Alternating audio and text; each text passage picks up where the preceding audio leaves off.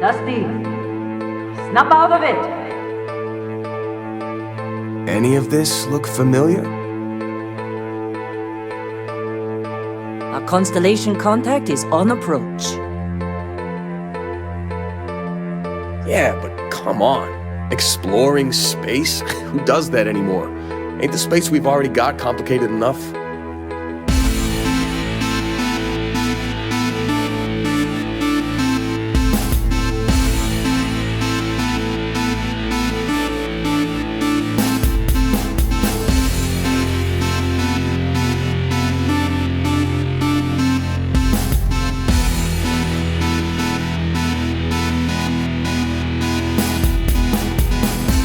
Welcome aboard the Starfield Report podcast.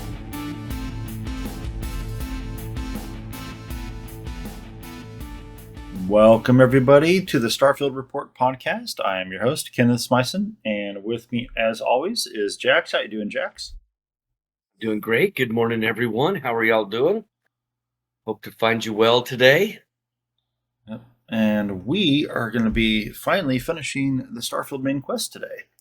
So this is episode 12. The quest is called Revelation, which, for being called Revelation, doesn't have many revelations in it because everything was already revealed in the last quest, the Unearthed mission. So this is just the action-packed finale of the main quest, basically. This quest starts off hot off the heels of Unearthed, and depending on your decision at the end of the Unearthed mission, affects how this one plays out. So because at the end of the Unearthed mission, you come out of the NASA Center and you meet the emissary and hunter for the final time, and they give you the chance who you side with. You side with the hunter, the emissary, or you can tell both of them to pound sand. It just so happens you're in a desert at that point, so there's plenty of sand to pound. Yeah. Oh, there's all the sand in the world. That's a lot of sand. That's a good point. They could easily harvest sand and make glass from Earth if they need to. There's no shortage of sand. So now, on my very first playthrough, I had sided with the emissary because she was Andreja, who was my wife.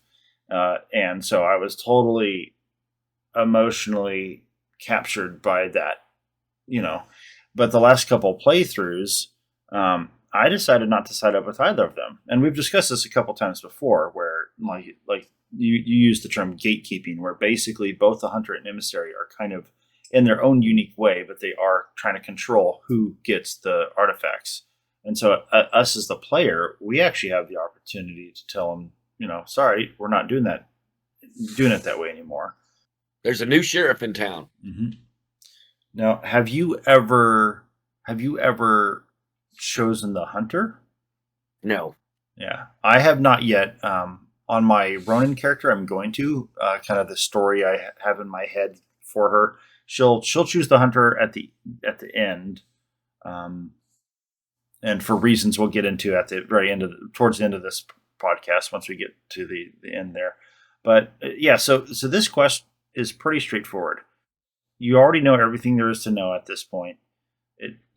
If you start off with one of the allies, if you choose the hunter emissary, they'll be an ally with you throughout this entire fight. So the beginning of it is the space battle.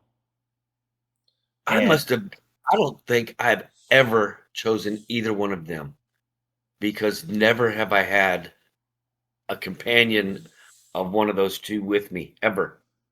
I would have remembered when you just said that. I'm like, I didn't know that. Well, so when the emissary joins you to fight the hunter, mm-hmm. and vice versa. Mm-hmm. Yep, that's exactly what happens. I didn't know that you could have one of them as a partner going through this mission. Wow, that's new information. Yep. So you can have one as the ally if you choose them, and so that's funny that you've never actually chose either of them. I love about doing this podcast is I get a live opportunity to compare notes with somebody else and have conversation back and forth, because that's essentially what this whole podcast is. It's me and you exploring the game together. Exactly. And it's nice to have that. Do they use their powers when they're your partner? I don't. or is it fights? Well, I've never chosen the hunter. I've chose the emissary 3 or 4 times. Uh, I don't remember. No, so the first time the emissary was Andrasia, yeah, there were times she would go invisible. But a weird thing happened to me on this one, where in this current universe, the emissary, I'm pretty sure it started off as Sarah. It was one of the two ladies. I don't remember which. But when I got to, and I remember distinctly it being a female voice. Like in the Unearthed mission when you're down on Earth talking to him. But when I got to Masada, and landed after the little space fight, it was Barrett. The emissary changed. It was definitely one of the ladies, and it was definitely Barrett here at the end. And I don't know how that happened. Just weird. Obviously, the game glitched, but did I'm trying to headcanon that, in the lore, did the multiverse split and two universes collide, and suddenly there's a multiverse version of me up to that point that had Barrett at first and now has one of the ladies as the emissary, something like that, Yeah. But yeah, it's in the space fight, it's helpful to have the ally, because if you choose neither, which so you've always fought both of them in space and a couple Starborn ships. Yes, and that makes this, in the vanilla game, first time I played through, this was hands down the hardest battle in the game. I died more times trying to get through this because you're overwhelmed. You're by yourself. You're not all that powerful yet before you've gone through the Unity. You may have a few powers, but they're at level 1. They're not nothing big to speak of. And if you're not running any mods, you don't have these super OP guns. And so you're struggling to carry enough ammo and your gun's strong enough to take these guys out, and they keep resurrecting. Oh, you jumped ahead to. I thought you were talking about the space battle still. No, I'm sorry. I thought we were on the plane. Oh, no. I mentioned the planet part. But I mean, in the space battle, was that pretty challenging for you? Do you remember? No, because you're 4v1. If the way you go it's 4 ships versus 1, I'm pretty sure. Trying to remember. I thought it was 3. It might be 4. But my first playthrough with this, because I wasn't using mods, but by this time I had done extensive shipbuilding. So I had my shipbuilding down. I had the best engines, the best guns, all the Vanguard, guns that I could have. And so the hardest thing is when they freeze your ship. If you get hit and they freeze your ship, and then you're stuck sitting there. And when there's multiple of them, they can just keep you locked. Yeah. So you got to do a bunch of dashing around and hiding behind asteroids, and then pop up from the asteroid, hit them, pop back down, juke to the left and right, and kind of dance around the asteroids using the asteroids a bit. Yeah.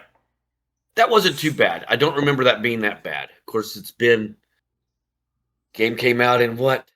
September of 03? Yeah, that was over a year and a half ago. I'm 56, so my memory that far back, I'm decent, but the details may be a little fuzzy around the edges.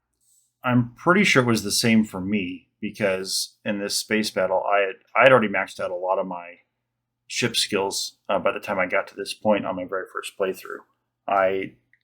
With the space trucker lifestyle, I had to max out all of my skills, and I didn't have everything maxed out by this point, but I was pretty well set up and had learned the ropes enough of the mechanics. So I went in with my space trucker battleship. It was a pretty awesome battleship I'd built for him, and it was I remember it being a pretty easy fight at that point. Of course, it was 2 versus 3, and I don't know if it was the hunter and 2 Starborns, right? Mm-hmm. I don't know, and then me and the emissary. Now I don't know if when you go back and you choose to set up with neither, if there's 4v1 or maybe they only have 3. I I was going to ask this question earlier. It came across my mind when we were just kind of chit chatting that I thought there was two, maybe three, when it's just me solo going up against them. Because it seems that would be kind of unfair if I've got me and a buddy, 2 versus 3, or I go solo and it's 1 versus 4. That's a pretty big difference. And I don't think there was 4. There could have been 3. I do remember at different times jumping into spaces and there being 3. And that's a pretty hard battle because then you've got 3 of them that can use that stun beam on your engines. Yeah. And that's a hard block to get out of once they start hitting you with that. They can just whittle you away. Yeah, especially if they time it. I don't think that the AI teamwork, thankfully, is enough to have them constantly doing it to you. But sometimes you can get just kind of in a bad little stretch of it happening. But you have to constantly do little short bursts of boosting to break the locks and stuff like that. Yeah. Do a boost and then a thruster, and then a boost and then a thruster to keep them from locking onto you. Yep. Yeah, and then so once you get through that space fight, you land on the surface, and as soon as you get out of the ship, the ally Starborn will be there with you if you've taken that path, and then from that point forward, they fight the whole way through, all the way to the very end. I remember the first time I landed, and so you get your ship lands, and then you get out and you look over to your right, and you can see the Guardian, the Helix, I think is the name of the ship.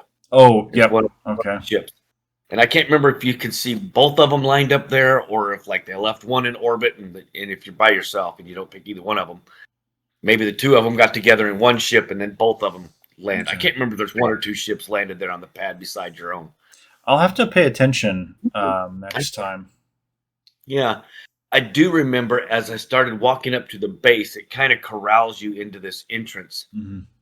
And that's where you start seeing, oh, this was an ecliptic base. And these guys have been wiped out. They are smeared all over the ground, and grease spots and robots blowed up. And I mean, it's a mess. You're like, holy cow, somebody came here with a wrecking ball. Yeah, they got mopped up pretty good. Yeah. Get 100 yards of that, 100 meters or so of that once you get into the base. Yeah, great source of ammo and weapons and med packs, though. Yeah, yeah, med packs and bullets. Yep. Yeah. So there's throughout this mission, there's 3 fights that you have to go through. The first one, and all of these Starborn that you face off with are named, but it's you can see their name when you look at them, but you've never interacted with them prior, so it's a bit half baked. It would have been nice to have some quests where you were doing something with them or fighting them before, so when you see them again, it matters, but it kind of doesn't matter. It's just they each have their one power. So the first guy, he teleports around and he resurrects the ecliptic, and so you're killing off the dead, the zombie ecliptics, but then you're trying to take pot shots at him. As he teleports around, is he bringing in a second of himself? Is he using that power? Because with all the gantries, that when you're still on the outside portion and you're basically going across this bridge and there's gantries to bring shipments of stuff in and out of the base, he's up here, but I've been attacking through this area and I see him in multiple places. There's at least 2. He might have the ability to duplicate himself, because I'm pretty sure there were times when I was firing at him, and then he would be instantly somewhere else. Yeah, or because I remember for sure, one guy wants to blitz you with the melee weapon, and one guy standing up on the gantry shooting at you. Unless it's maybe just a nameless. Like the name Starborn and then a nameless one as well. That could be the case. I never caught the fact that they were even named. Getting stuck to my couch here. But I mean, this fight, thankfully, is pretty straightforward. It's there's enough diversity in the combats that it actually is. It is pretty fun. with the, yeah, like you said, all the gantries that you can walk up on. There's covered down below, so even on a harder difficulty, you could still pull it off. Because on this last, well, not this current one, because I'm running Darkstar now, but on my previous one, I played complete extreme through this, just to see how challenging all of these fights were, and it was. I mean, I had to be careful because if they catch you slipping, they're going to hose you down. But it's possible to get through on pretty hard difficulty. And in fact, on this particular one, you can get you can drive the buggy into this area, of course, just using the boost. Yeah, use the boost to kind of navigate over some stuff and get into this one. But I mean, I don't know. I'm more combat effective outside the buggy. So yes, yeah. From this, so after this one, you go to the next guy. It's very similar. There's a central tower in this part of the base with catwalks around and some smaller rooms, but then a lot of dead ecliptic again that get resurrected to fight. I mean, thankfully those guys, they're pretty weak because you're fighting the undead. You hose through them pretty quick, but this Starborn character, he goes invisible a lot. You can use this if you have the power sense star stuff, obviously, then you can track him. But this fight, I remember this one actually being quite a bit easier than the first one. So the last time with Jax Wiley, you and I playing this together, I had some issues at this point.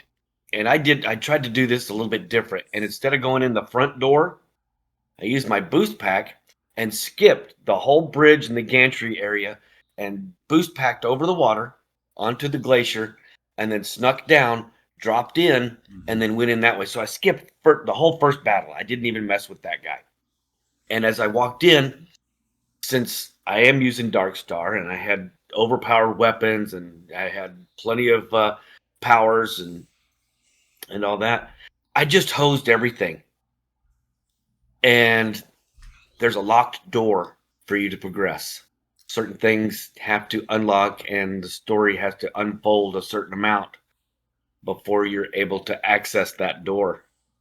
And I screwed up and I couldn't get through the door. And I had to do this whole battle scene 3 times and pace myself to let the battle play out rather than just walk in and bang, bang, bang, bang, bang, done. Because there's one guy, it's the main Starborn guy in this particular area, and he's got a key. And well, he won't spawn.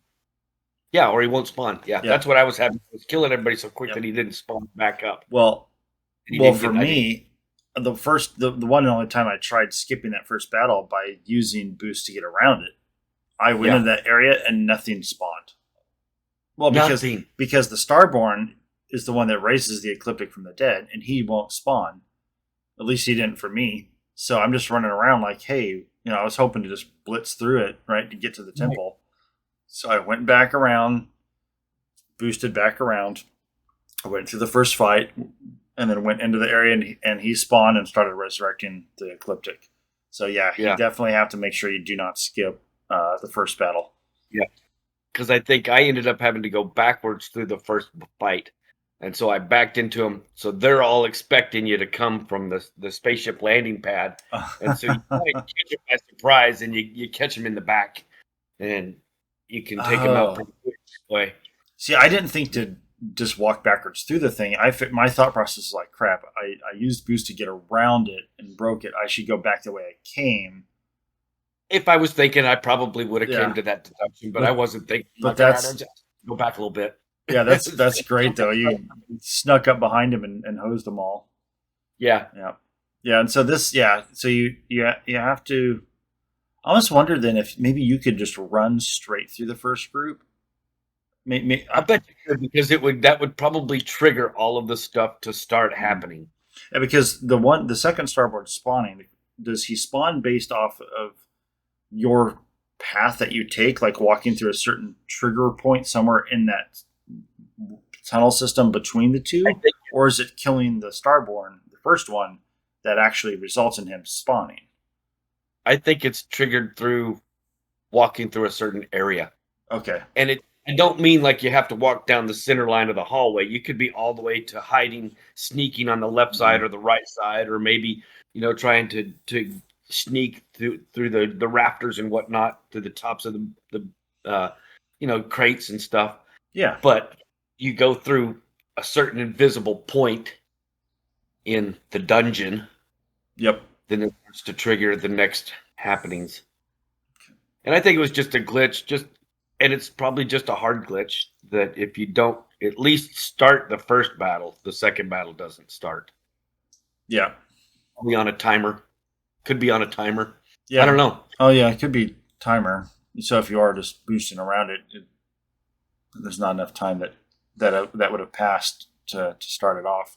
But in any event, once you kill that Starborn, you get the key, and it allows you to go through the door, and then and this is the point in time where you will come across random.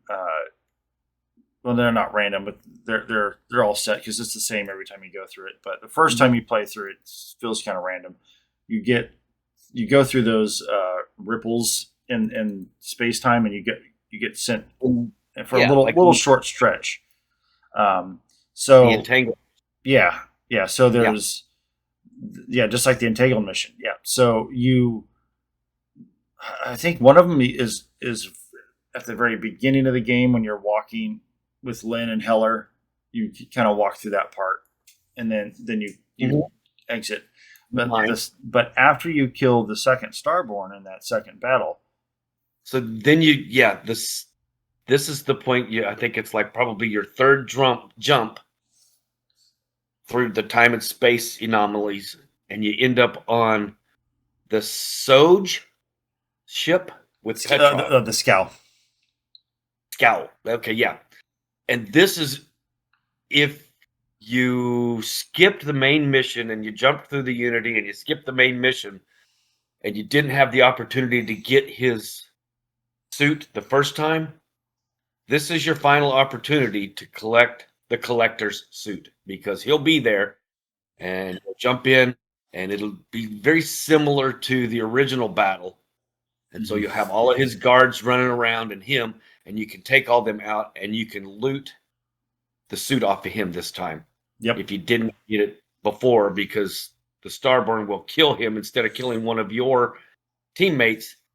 The Starborn jumps in, it's the hunter, jumps in and kills Petrov. And so you never have the opportunity to do that quest if you're fast tracking through the missions. Yep. Right? Yep.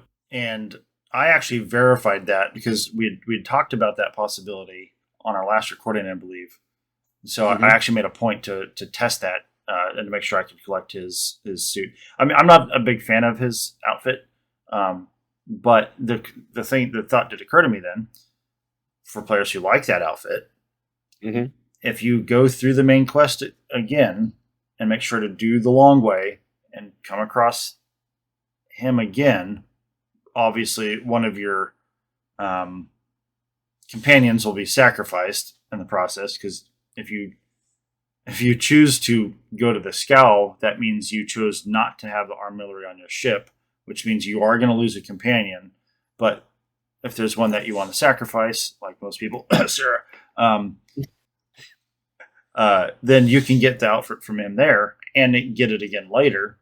So then that way, now you've got two of them to put on you and your companion. If you really, really wanted that, two of them. Then you can twinsies.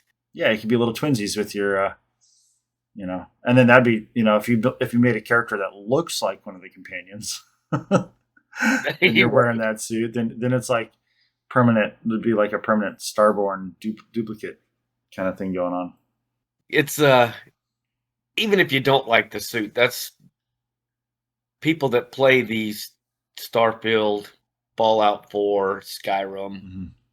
We tend to be loot goblins, and we want one of everything. I don't like it, but I have one. Well, yeah, it's one of my trademarks to take the armor off of somebody I defeat, high level or a boss or whatever, and display it.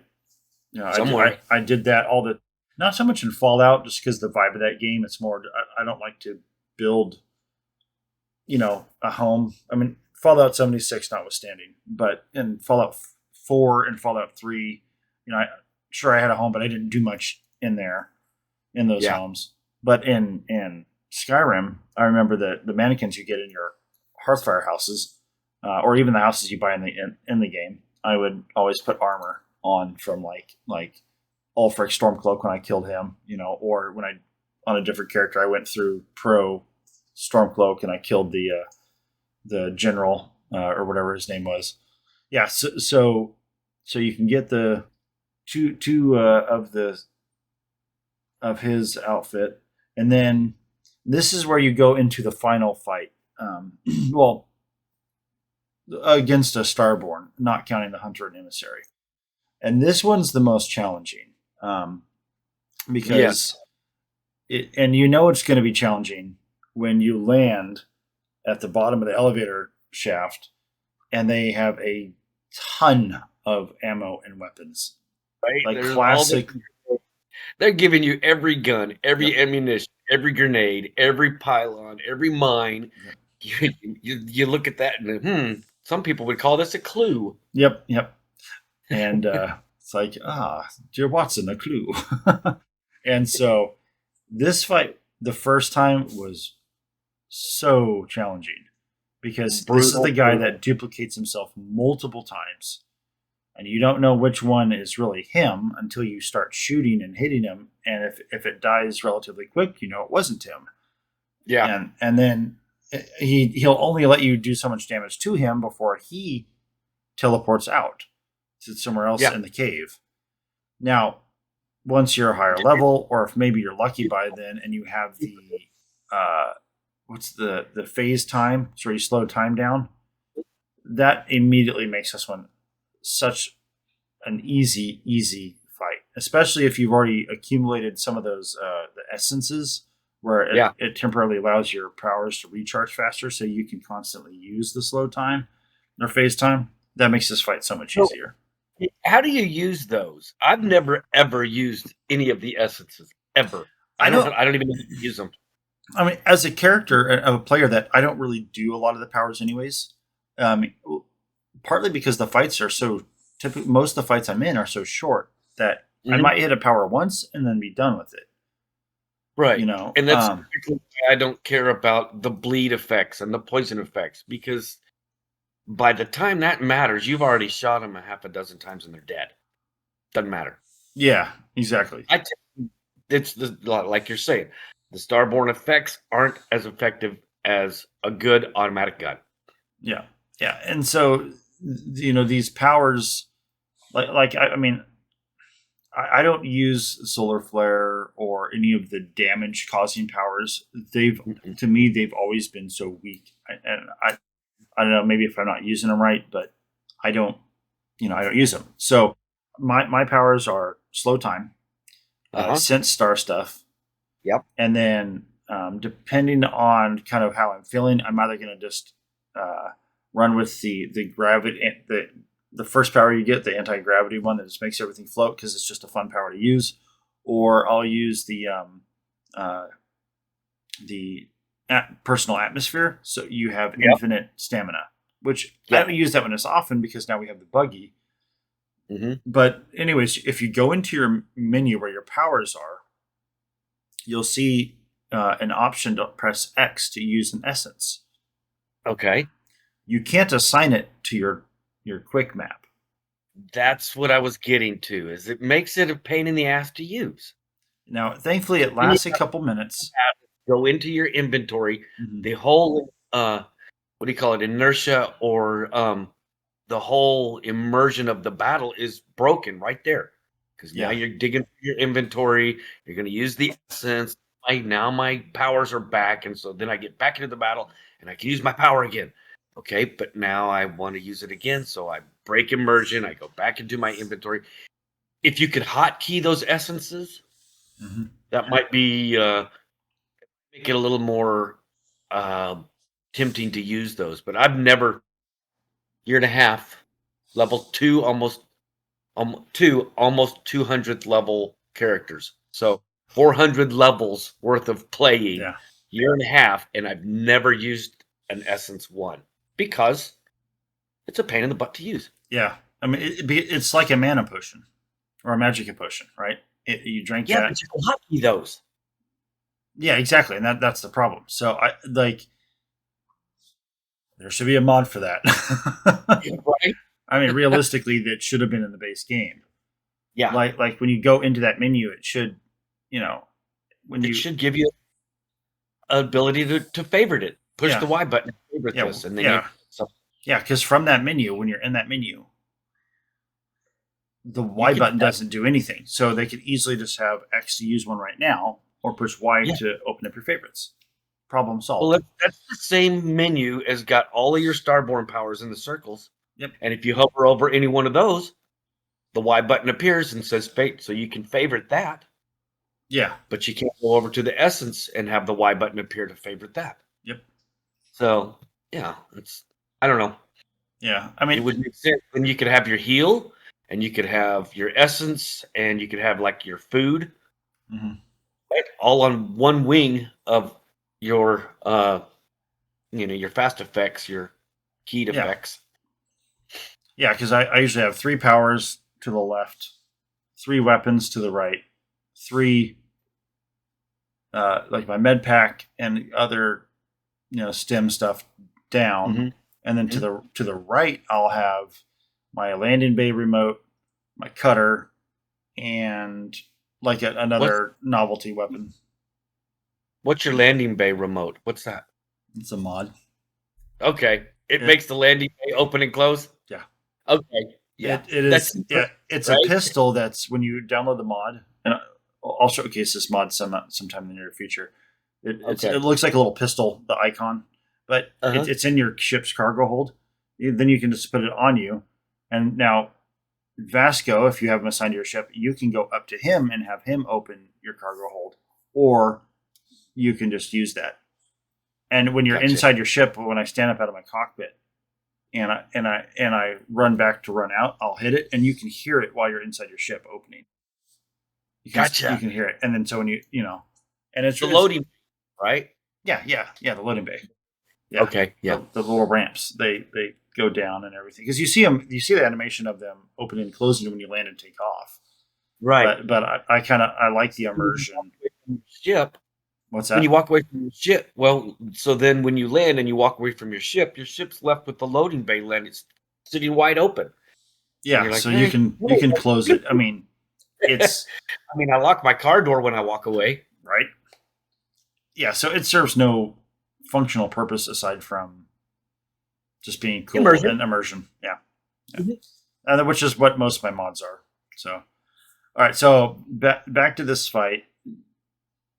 Eventually, you have to kill the main guy because he will constantly spawn his duplicates. And I would say he usually has about 5 or 6 up at a time. If you kill one, it's going to pop back. Another one will pop back up probably within 10 seconds. It's pretty fast. So you just got to... With the plan, with the how to attack, how to work through this battle. Do you have a specific plan? Because I finally came up with a plan on how I work this battle. Particularly. My plan is using just phase time, and I'll kill like 2 to 3 of them. And before the phase time runs out. And then, so by that point, if I haven't hit him already, I'm usually pretty close to finding him. Yeah. And he's usually, for me, he's usually on one of the towers most of the time at the beginning of the fight. And then he starts going down on the ground level towards the end of the fight. But what's your strategy? Okay, so the first time I played this, I tried to like sneak in and then get the high ground at the back of the cavern and try to use the high ground to snipe them as they're appearing. And my companion, whoever, I think at the very first time, I think it was Sam that went with me in this particular battle. And so Sam's out there doing his thing, and he'll like pop up beside me, and then a Starborn will show up beside him, and I couldn't ever get all of them down. They just kept reappearing as fast as I would kill them. So eventually, my the program that I ended up using not programmed for lack of a better word. I can't think of a word right now. But what I would do is I would get there, and just as you sneak up and as the battle starts to pop off, I would blitz all the way to the back of the tavern. Okay. Get all the way to the back of the cavern and jump up to as high as you could, back where the final artifact is. Turn around, and I could slow time, or I could do something like that. And generally, the emissary would end up showing up, or whoever this one is, the starborn that's there defending this, would show up towards the back, facing the other way, and you could pick him out and take him out, and then that pretty much does it. Oh, okay. Okay. Yeah. 'Cause- Basically, you're trying to rush him, gang rush him to the back of the cavern, and then pop him in the back before he's got all of his bad guys to come back around you, because you've kind of ran past all of his defenses. Okay. Okay. Yeah, I've see my usual play style in shooter games is I like to be the sniper, the stealthy kind of character. Yeah. But and I with Darkstar, I did buy a gun, a sniper rifle, that the stats are like way up there. I'm like, yes, I'm gonna just kind of start being a sniper with this guy. The gun sucks. I kill faster with any other gun in my inventory. Is it the hard target, or is it what's the infiltrator? No, Infiltrator? it's not. Well, the infiltrator is the Varun gun, right? Okay. Well, there's two sniper guns. One of them is the hard target, and that's a ballistic gun. And then there's the other energy plasma gun that you can the actually. inflictor. What is it? Oh no, this. I don't know. I'll Yep. have to find out which one it was. I just remember thinking like this has to be bugged because with the stats I remember seeing like there's no way. There's no way this thing If is. it's that super long gun, it's like a long rail gun. The mag one.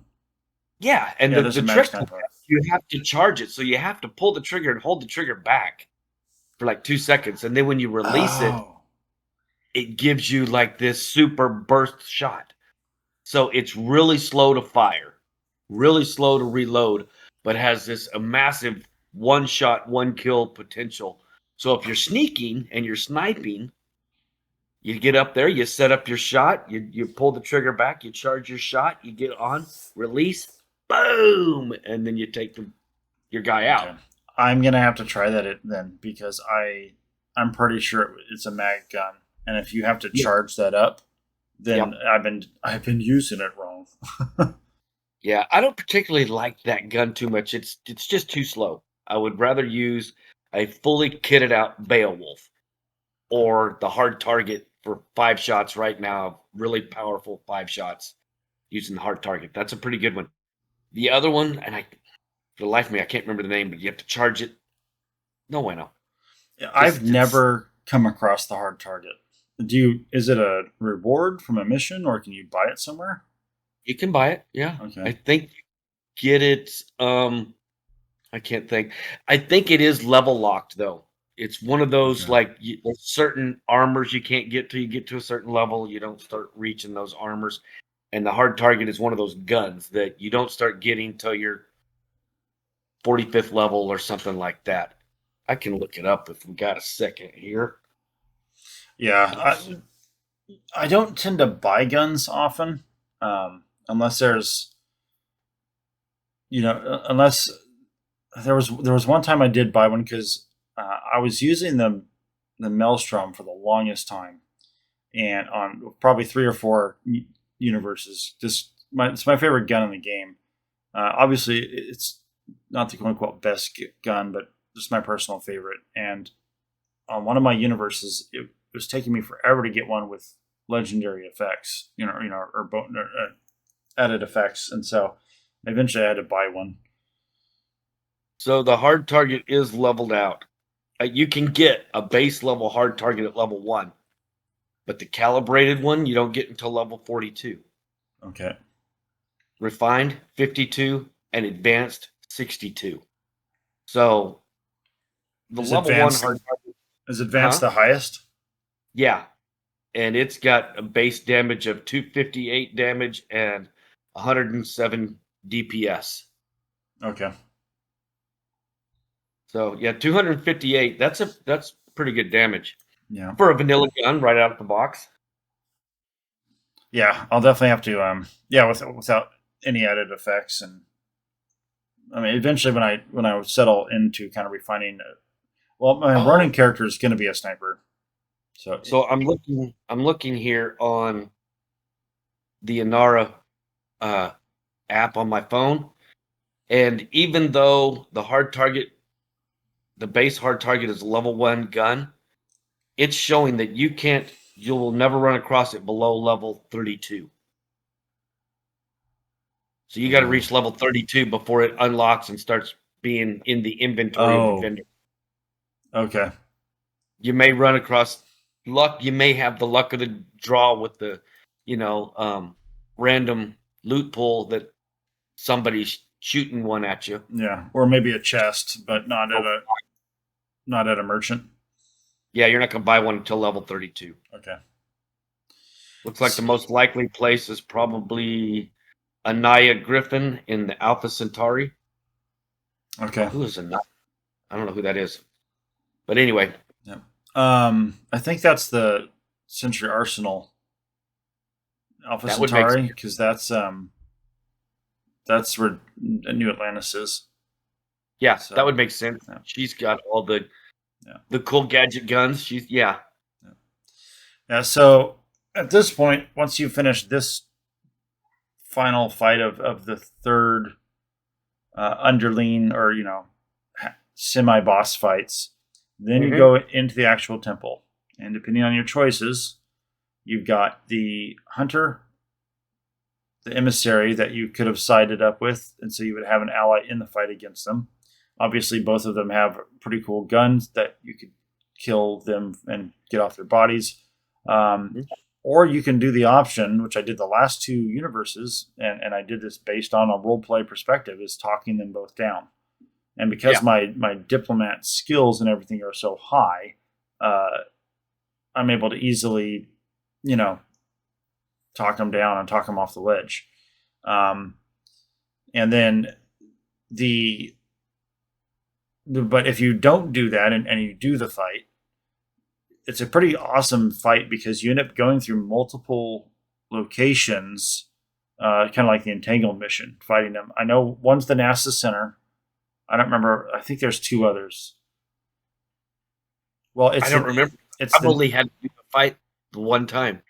Oh, okay. And that was a year and a half ago. Well, so how did you not do the fight? Oh, because you always have every other time talk them down.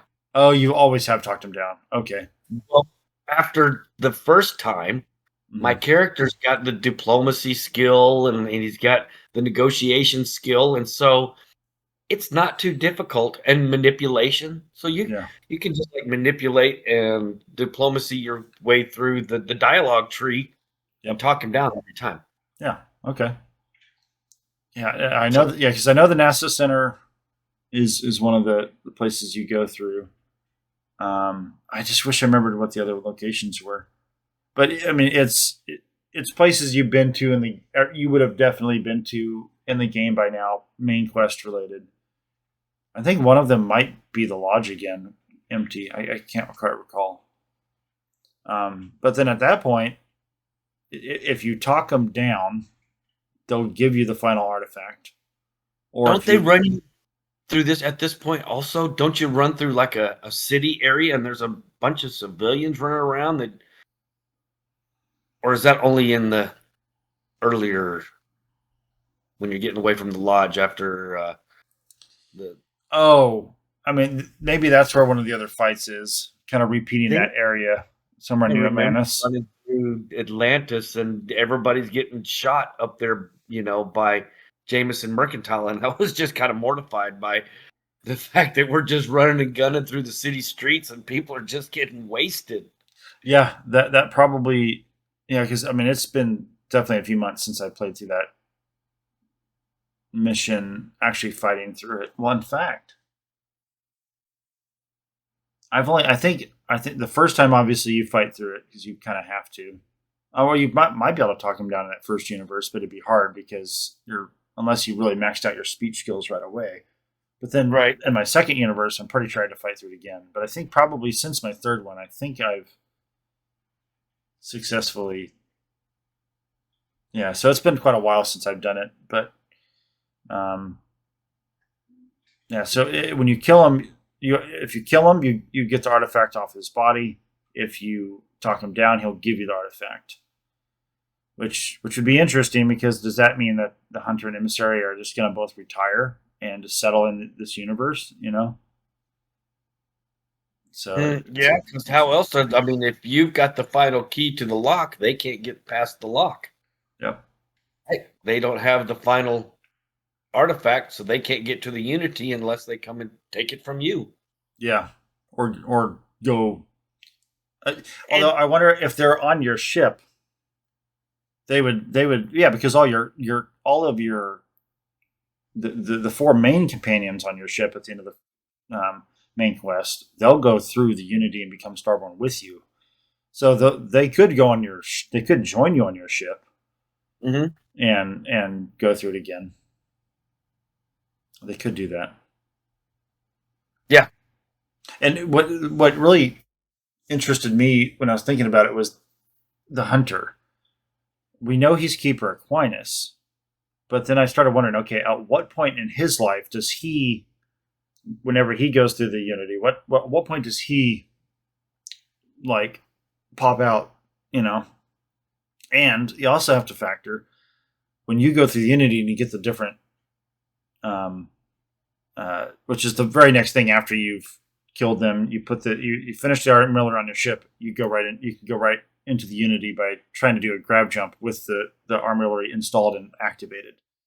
Yeah. And when you go through the Unity and come out into a new universe, most of the time it's just a repeat, and you have the option to tell the Starborn crew or the Constellation crew, "Hey, I'm a Starborn. I'm not who you think I am."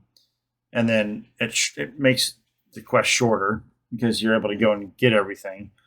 But sometimes you'll get an alternate universe where the only really thing it affects is the constellation. Like some universes, like one I went into, the hunter was already at the lodge. Constellation members weren't even around. There's other variations of it.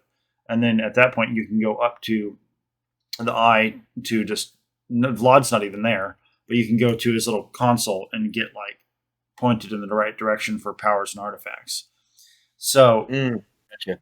With the hunter though, okay, so one of the alternate universes is you go into the lodge and you walk in behind yourself. There's that universe's version of you is alive, because in most cases, the universe you go into, that your character, it's explained that your character in that universe died somewhere between Vectera and the space pirate battles and the tutorial stuff, that he died, right, and that Vasco delivered the artifact to the lodge. And so when you arrive at the lodge as a Starborn, the artifact's already there, and then you have an option. And then Vasco, if you just kind of slightly lie and say, "Oh, hey guys, I'm here now," Vasco will be like, "Yeah, this was the guy we had with us. We thought he was he'll dead." verify your identity. Yeah, we thought he was dead, but he's not. So with the hunter, he obviously, every time he goes through this cycle, he's the one you come across is always in a universe where the Keeper Aquinas is there, which implies that Keeper Aquinas is not, to me, is not Starborn, and that's one that chose not to do that path, because that hunter's been in the universe for a while, and because Keeper Aquinas clearly has some kind of knowledge, the way he words things and figures things out a little faster. Then I think what happened was the hunter, when Keeper Aquinas went back in time, he probably almost always goes to a universe where the Keeper version of him is still there. Now he's the hunter, and I bet you he oftentimes will probably talk with that one, or maybe always does. And then that one decides to do a peaceful path while he continues his hunter path, and he just does that over and over and over. And in a way, every time he kills you, like if you actually die mechanically in the game, you can almost view that as every time he's won, because every time he talks to you, he's clearly never lost before. He's always used to beating you. He just doesn't realize this is the first time you're actually going to be able to kill him. Right. So that version of the hunter may have killed you hundreds of. Yep, yeah. That universe or that version of the hunter might have killed you 100 times already. Mm-hmm. You know, and then just doesn't realize. Yep, this is the universe where you finally die, sir. Yeah, from your perspective, it's a dead limb on your perspective of the multiverse. So you died. If for some reason you die in the video game, then that's a dead limb for that universe for you, your perspective. So you start up again there and you move forward down your track, your tree of multiverses, and then you die at another point. Well, that's another dead limb. And then you die and you get to the point where you've reloaded your game, but from a role play perspective, you've just landed in another multiverse, till you get to the one that you actually survived through everything, and you get to this point of killing the hunter. Exactly. Yeah. I So gotcha. it's a really cool concept, and it's fun to think about the philosophical nature of the main quest. And it'll be very interesting to see what they do with the second game, assuming they make a Starfield 2. Like, where would they take that? But we'll save that for a different, entirely different episode. Right. Because that's a whole can of worms. Yeah. But yeah. This. So to summarize this quest or this mission, it was basically kind of the action-packed finale of the main quest. I wish they would have had more revelation in the quest called Revelation. But like we said earlier, they already revealed everything in the Unearth mission and the Entangled mission in a way. So at this point, there's nothing really else to learn. So it's just a matter of going through, killing the people, making your decision if you're going to kill everybody or not, Yeah. Yeah. So you want to talk about actually going into the Unity? Yeah, we can talk about that for a couple minutes, yeah. Because I had a revelation this time using mods and manipulating save games to try to get around some bugs that I was having problems with. So in the vanilla game, right, at this point, the next time your Armorly is installed and running, the next time you hit the grab jump, boom, you're going to the Unity. You're jumping out of this universe and your essence is moving on to another multiverse. And this is the cosmic junction where your essence gets shot to the next multiverse, basically. And it's kind of, this is your life, right? Yeah. So you land and you look around and there's a you off in the distance, and you walk up to him and he explains that you can become Starborn, or you can turn around and go back to where you were if you want. Mm-hmm. And you start looking around this room, and it's this whole cosmic view with all these beautiful cosmic stars and pinks and blue stardusts in the distance. Yeah. Like you're all looking the galaxies, and it's like looking at a photograph or something like that, and you're kind of walking in the middle of this space and time, and around you is all the main events of the game have a representation, whether it's what are the big monsters that take out the Terramorphs, the Aquilas, no, not Aquilas, but I know what you're talking about. Yeah, so there's like that representation of that faction quest and how you completed it. Yeah, each of the faction quests have like a little station, because there's a major decision at the end of each of the faction quests that you get to make. I've only done 3 of the 4 faction quests so far, but when you go up to it, the alternate or the multiverse version of you standing in the Unity will kind of tell you what's going to happen in this universe now. Decision. This is the fallout. This is what is going to happen in the future. This is what you've made happen in this dimension. You're going to go to the next one and you can choose to do differently. But since you chose this path, then you've either destroyed the fleet of the Crimson Fleet, or the Crimson Fleet becomes a major part of the galactic all powers that be, right? Governments. That's the word I'm looking for. And they would become a legit governmental power if you sided with him. And that's just one example. But you've got that one, and you've got the UC, and you've got the Freestar Rangers. Freestar, not Starfleet. The Freestar guys. So each one of these has a little station. So in our particular walkthrough this time, since all we did was the main mission and went straight through, there was one station. Boop, you did this. Sit there.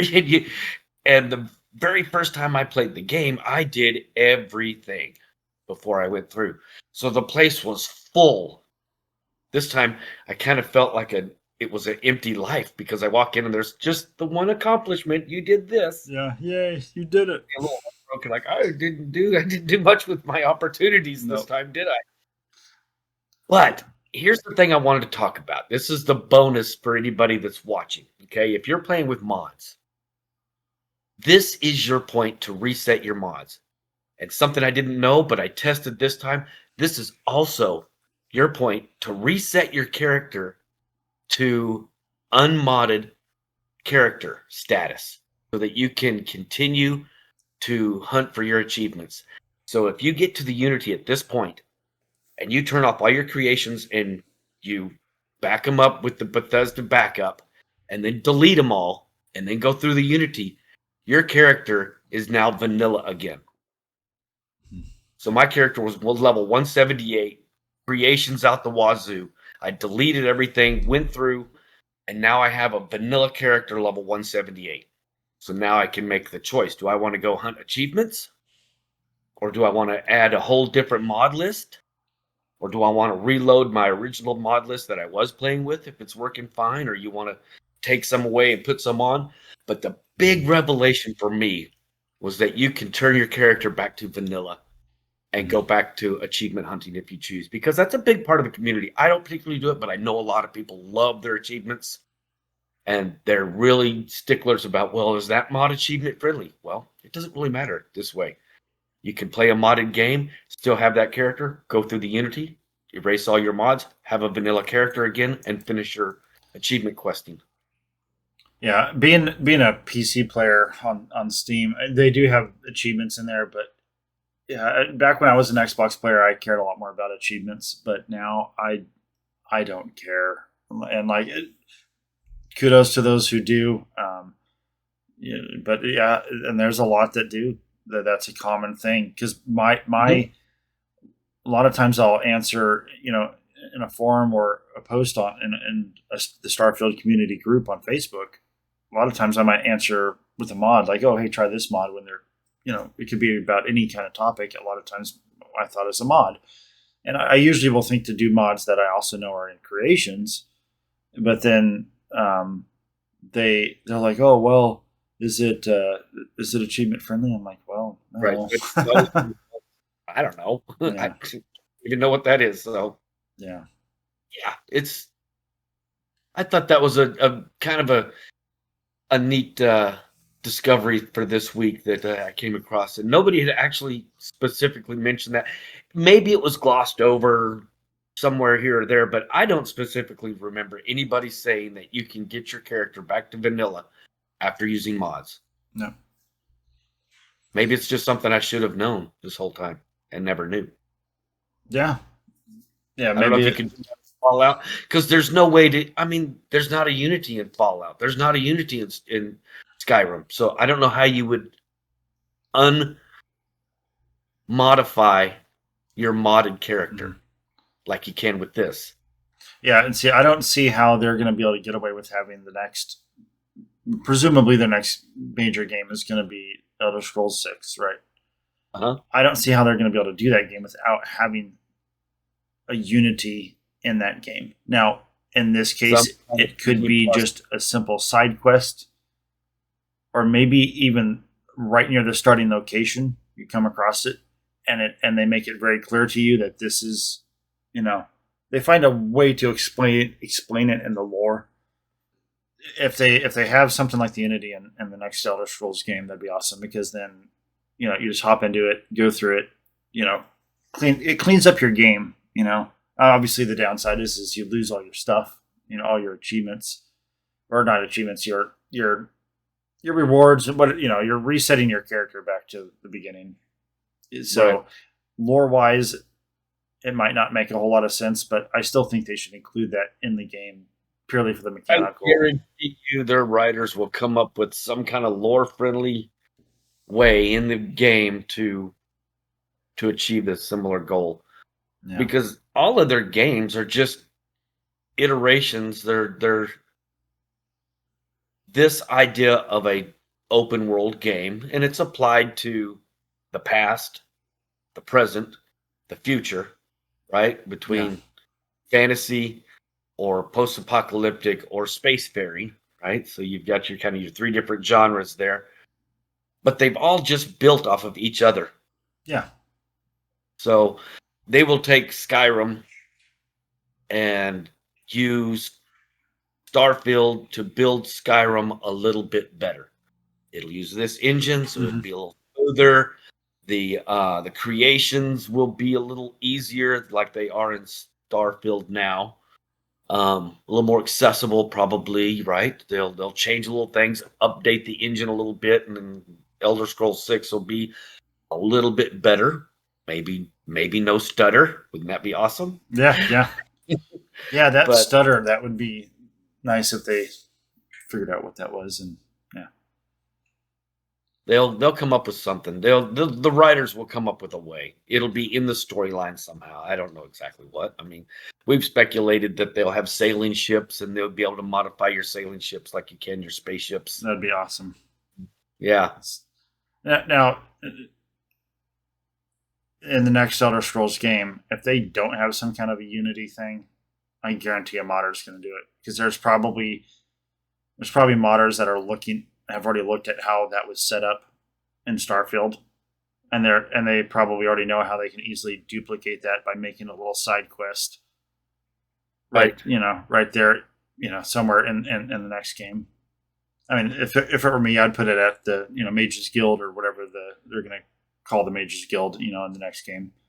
Just put it right there, have it be some like magical thing, and you talk to a guy, and it doesn't cost you anything. Literally just no quest actually. You just talk to him. Hey, you want to hop through? All right, you're gonna reset. You lose everything.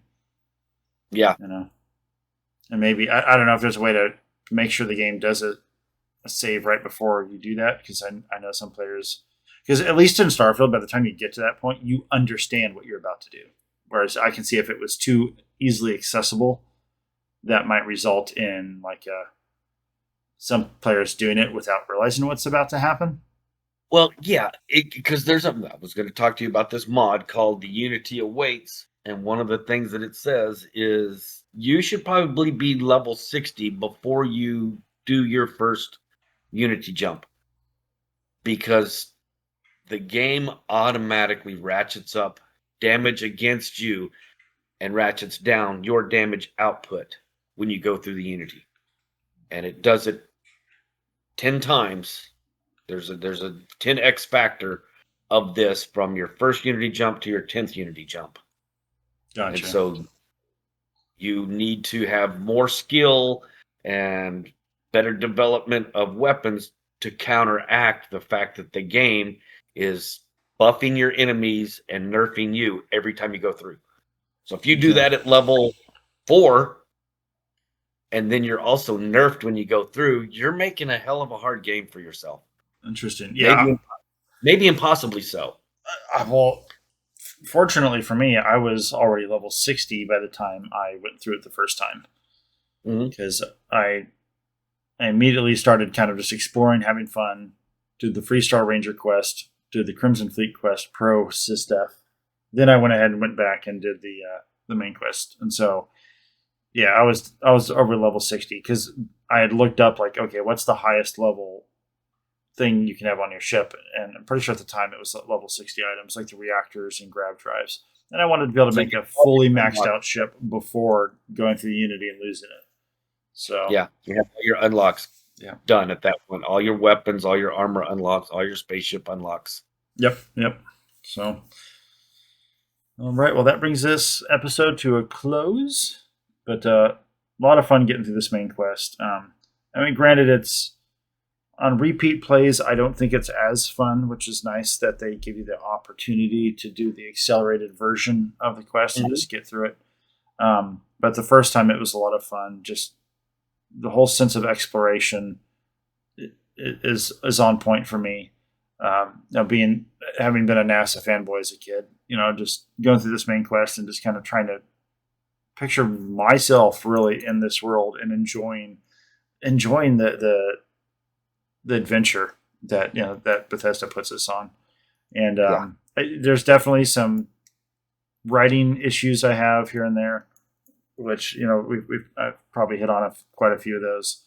But overall, it was fun. I enjoyed the main quest the first time I played through it, and then I did it the second time. I did I replayed it normal the second time, and then obviously this recent time. So typically, I'm not going to play the main quest over unless it's related to the podcast here, because I've done it. Don't need to do it again. But it definitely enjoyed it. Yeah, I've done the main quest 3 full times. 1 complete vanilla playthrough. 1 after my first jump through the Unity, and then I started modding, and that's about the point I also, my second playthrough, I went really heavy into the outpost building and all of those mechanics and played with that. And it was still pretty janky back when I did that. It was just around the time mods first came out, or just before mods came out.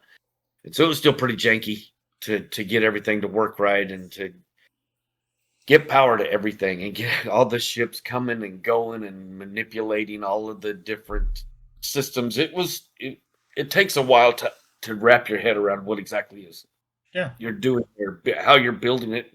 Yep. And build it up properly. If I was to do it again, I think there's a Wicked Workshop, I think is the name of the mods, Wicked Workshop Outposts. And he's got a ton of additional outpost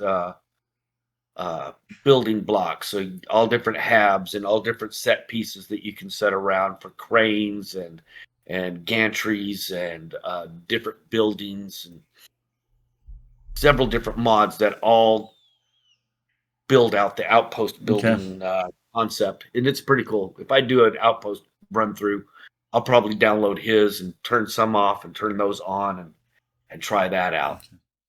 Yeah, so far I have not done the outpost building yet. My combat medic, who's not going to ever do the main quest, he's pretty much at the point where I do want to start building outposts for him. But I'm a little nervous because I'm gonna drop Starfield script extender most likely, because I don't really use too many mods that rely on that, and so that could break him. Now, obviously, on my main character, I'll just go through Unity and I'll be fine, and it wouldn't matter even from a lore perspective. But eventually, with him, I want to reach a point where I'm done going through Unity and I build an outpost for him. The planet in the Cassio, there's a planet in the Cassiopeia system where there's a little island kind of in the northern hemisphere, and if you're lucky, you'll get a coniferous coastline, and it's really pretty. It's a beautiful beaches, but like evergreen trees. It's such a cool, so it's tricky to get one of those, because it usually will do deciduous coastline. But there, every once in a while, on this little island, if you're clicking, it's kind of random, but you just have to click on it off and on and off, and eventually you'll get the kind of first coastline. But yeah, I do want to build an outpost, but I haven't even really done that yet, just because I'm constantly going through Unity. So, each time, you have to have a ship, right? So I always like to build a fun ship, Yeah. But I'm not going to do an outpost for a while yet. Let's so next time we get together, we want to talk a few mods. Yeah, we'll do some mod talk. let's shoot for this coming weekend. We'll try to knock one out. So Yeah. I've got a list of 4 or 5 that I want to explore and play with a little bit. Yeah. Maybe kind of check them out. Now that I've got a clean character, I can run just a single mod on and check it out by itself. Okay. So, maybe I can do some with that. Yeah, so we'll do some mod talk this weekend, and then the next episode, we'll have to pick a date still for it, but the next episode I actually do want to talk about the Watchtower mod, because I haven't played that one yet, but I do want to download that one and spend some time playing with it so we can get into that one. So the next 2 episodes will be mod talk. Our next main faction quest line, now that we're done with the main quest, we're going to do the UC Vanguard, finally. Yep. I'm so looking forward to doing that one, because my Ronin character, she's level 14, she's at New Atlantis, she's done with Neon City, she's ready to join the Vanguard, because she knows she can get some. She heard rumors she can get some cool weapons for her ship if she joins the Vanguard. So, right, yeah. So, all right, the whole draw to the military. Yep. Cool gun, cool training. Exactly. Free stuff, free weapons. Yeah. All right. Well, I'm gonna call it a day. I'm really tired. I need to go back to bed. If you guys noticed, if you're watching this on YouTube, you'll see when I started, my hallway here behind me was dark. It was nighttime. The sun hadn't come up yet, and now the sun's up. So yeah.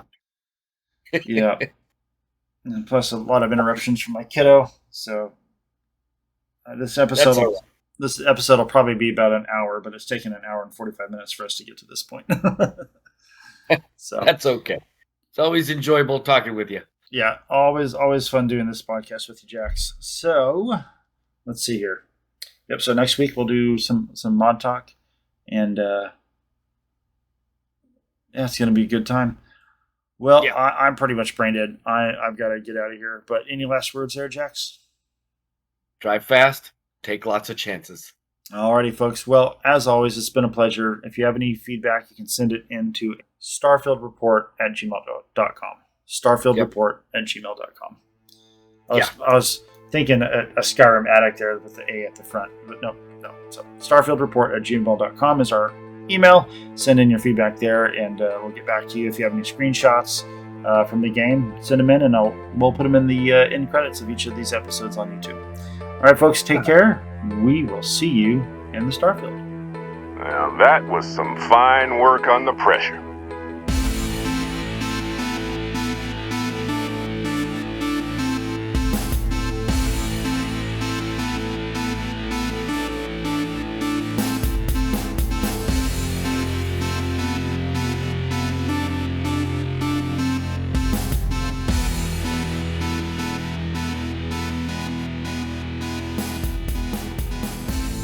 Get out of here, Dusty.